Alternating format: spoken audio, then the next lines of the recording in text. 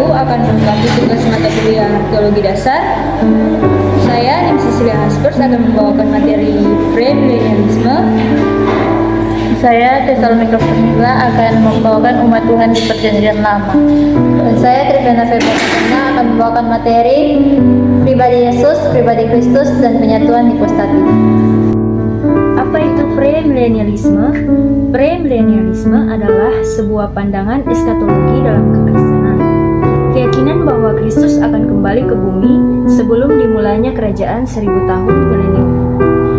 Premilenialisme juga merupakan peran penting dalam teologi Kristen. Dasar teologis premilenialisme yang pertama terdapat pada kitab Wahyu, pasalnya yang ke-20 ayat yang pertama hingga ke-6, yaitu mengenai kerajaan 1000 tahun di mana Kristus memerintah. Yang kedua, kitab Daniel, pasal 7 ayat yang ke-13 hingga 14, nubuat tentang kedatangan Mesias sebagai raja.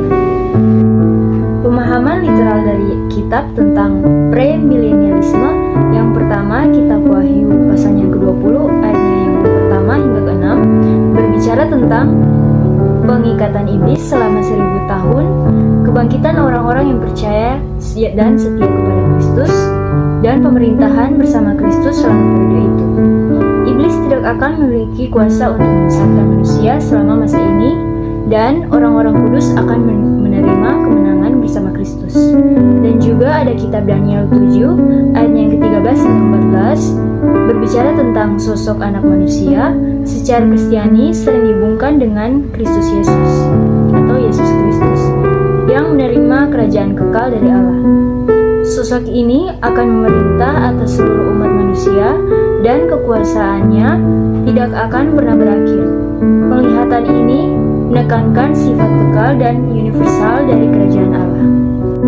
Karakteristik utama premilenialisme yang pertama yaitu kedatangan Kristus, yang kedua mendahului masa milenium, yang kedua pemulihan Israel yang berfokus pada janji Allah kepada bangsa Israel, dan yang ketiga pemerintahan Kristus secara fisik memerintah di bumi selama 1000 tahun, yang keempat masa tribulasi sebelum milenium, dunia akan mengalami penderitaan besar.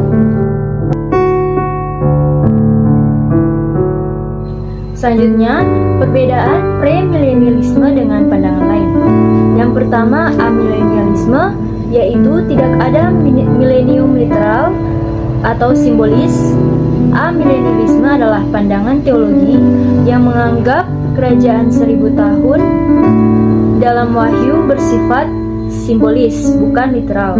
Dan yang kedua, ada postmilenialisme, yaitu Kristus datang setelah milenium. Postmilenialisme merupakan pandangan teologi yang percaya bahwa kerajaan 1000 tahun dalam Wahyu terjadi sebelum kedatangan Kristus, di mana dunia akan semakin baik melalui penyebaran Injil dan pengaruh Kristen. Yang ketiga, premilenialisme sendiri. Milenium literal sebelum kedatangan Kristus yang kedua kali. Premilenialisme adalah pandangan bahwa Kristus akan datang kembali sebelum kerajaan 1000 tahun yang literal di bumi.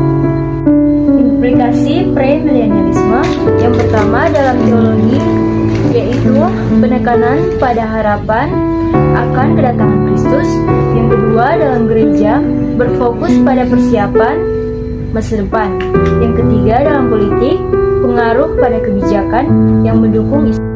Selanjutnya, kritik terkait premilenialisme yaitu yang pertama, pemahaman literal terkadang dianggap terlalu literal.